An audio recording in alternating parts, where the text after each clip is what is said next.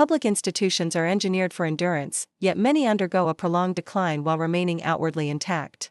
This is slow erosion, a gradual, almost imperceptible resistance to essential adaptation that leaves systems rigid, inefficient, and increasingly misaligned with societal needs. Institutions don't just collapse overnight, they erode, resisting change for decades. 3 core mechanisms sustain this process.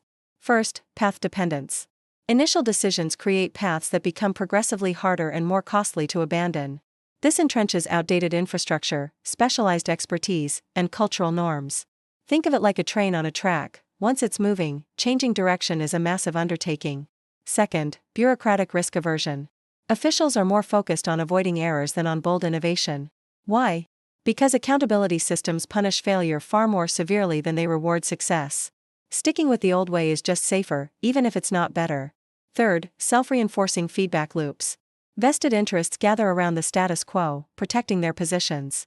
At the same time, fragmented authority and layers of procedure create organizational drag, making it nearly impossible for anything more than small, marginal adjustments to happen.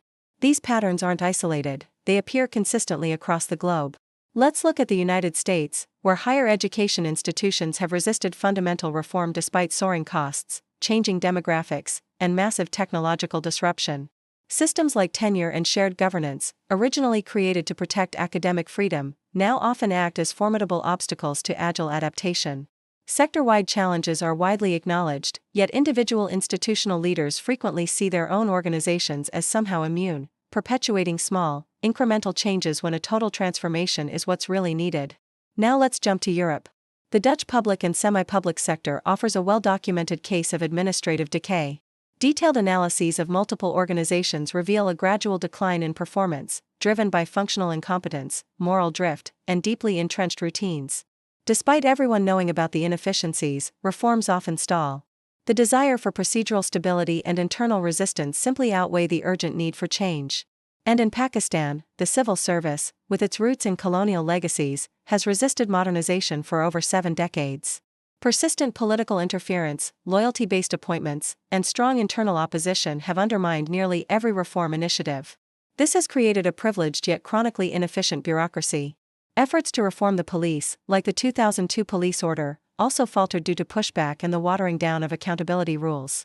These examples all point to a universal insight: the very mechanisms that once gave institutions their strength, like procedural rigor, protective norms, and institutional memory, can gradually become their biggest liabilities over time. When this happens, goal displacement follows. The original purpose gets lost.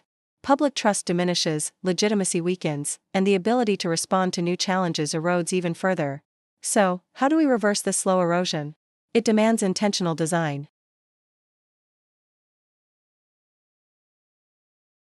We need to structure our systems to empower adaptive leadership.